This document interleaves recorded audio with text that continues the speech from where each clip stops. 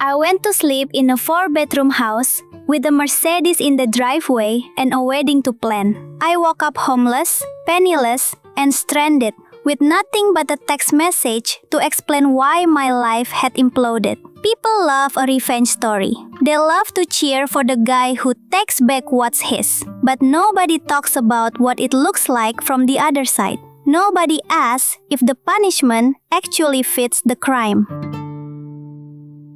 For 4 years, I was with Nathan. To the outside world, and honestly, even to me most of the time, we were perfect. He was the provider, stoic, successful, reliable. We had the talk. We had the joint accounts. We had the future mapped out. Yes, he helped me. My credit was shot from student loans, so he put the lease for my car, the one I drove to work every single day, in his name. We pulled our money into a savings account for our wedding. I thought that's what partnership was. Building a life together where mine and yours becomes ours. I didn't realize that to him, ours just meant his, on loan to me as long as I behaved. Nathan was a great guy on paper, but he was always working, always gone. Last week, he flew out to Chicago for a client consultation. Another 5-day trip. Another week of eating dinner alone. That's where Daniel came in. Daniel wasn't just Nathan's best friend.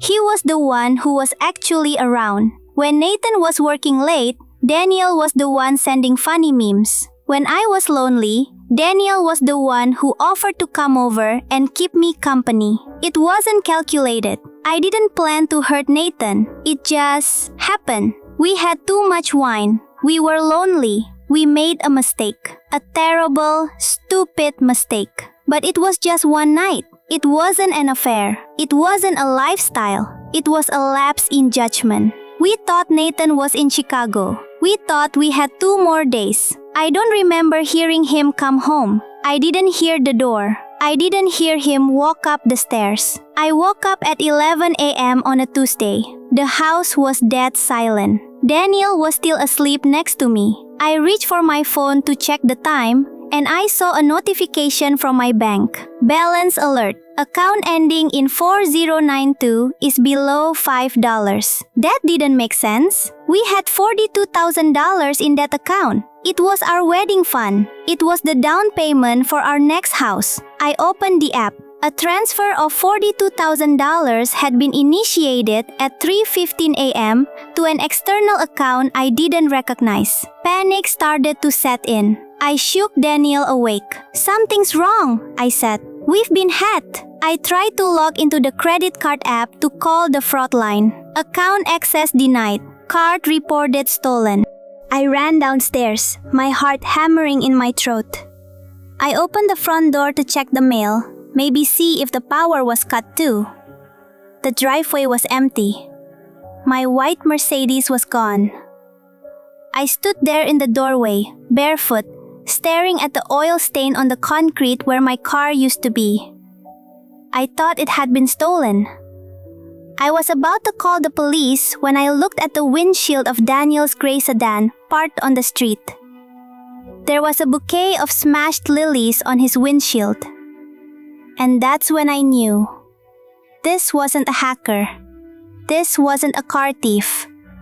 This was Nathan. He had come home. He had seen us.